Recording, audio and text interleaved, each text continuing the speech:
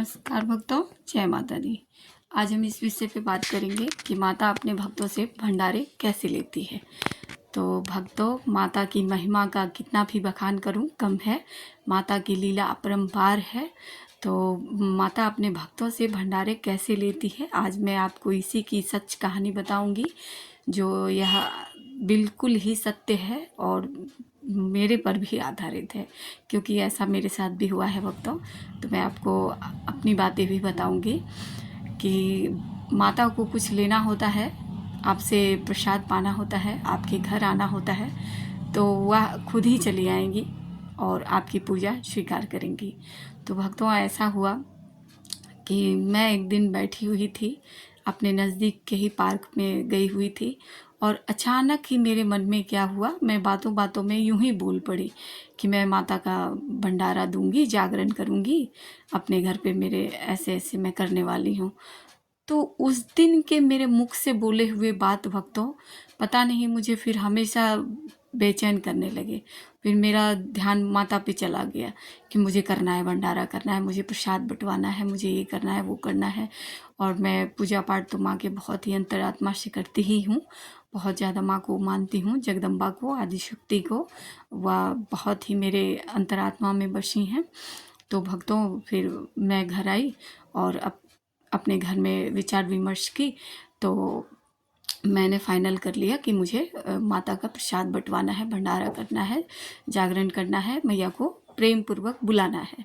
तो भक्तों देखिए, जब भक्त के अंदर यह प्रेम जागते हैं तो भगवान भी प्रेम के ही भूखे होते हैं, वह जरूर आते हैं। कहते हैं ना कि सबरी के बैर भी राम ने जूठे खा लिए। तो इसलिए खा लिए क्योंकि उसके सबरी के अंदर प्रेम था। तो भक्तों, प्रेम से बड़ा भगवान बस यही देखते हैं कि प्रेम होना चाहिए भक्त के अंदर, श्रद्धा होनी चाहिए। तो इसी श्रद्धा लगन भाव से हमने माँ को बुलाया। तो माँ आई और हमने बहुत ही अच्छा भंडारा किया भक्तों, और 700 आदमी का प्रसाद बंटवाया, बहुत ज़्यादा प्रसाद। तो बहुत ही अच्छा मुझे लगा, बहुत ही खुशी हुई कि देखो, मैंने माँ को बुलाया, माँ आई और इतने अच्छी तरह से मेरे भंडारे संपन्न हुए। फिर मैंने पहले कन्या को खिलाया और उसके बाद सभी को प्रसाद बंटवाया, विशाल जागरण किया मैंने बहुत अच्छी तरह से, और बहुत ही खुशी का दिन था। वह दिन मैं आज तक भूल नहीं सकती भक्तों। तो भक्तों, ऐसा भी होता है, माँ आपसे अगर लेना चाहेगी तो ले ही लेगी, आपके घर आना चाहेंगी तो वो स्वयं ही आ जाएंगी। उस वक्त ऐसा था भक्तों कि मेरे पास ज़्यादा पैसे भी नहीं थे कि मैं उतना अच्छा भंडारा कर पाती भक्तों। लेकिन सब माँ की महिमा है, आदिशक्ति की लीला है, महामाया की। तो यह अचानक ही हो गया, सब कुछ मेरे पास हो गए, बहुत ही ढंग से मैं सब कुछ कर पाई, आदिशक्ति की पूजा आराधना।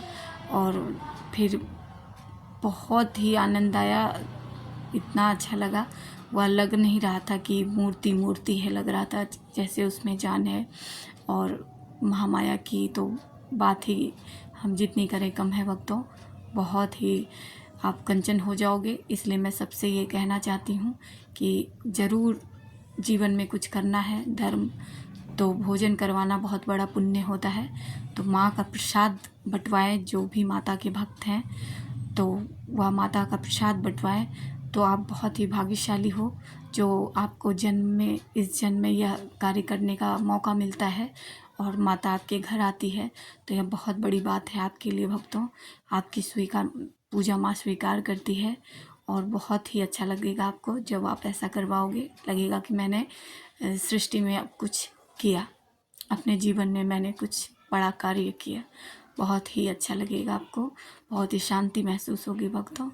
अब मैं अगले वीडियो पर माता की और बातें बताऊंगी। तब तक के लिए जय माता दी भक्तों।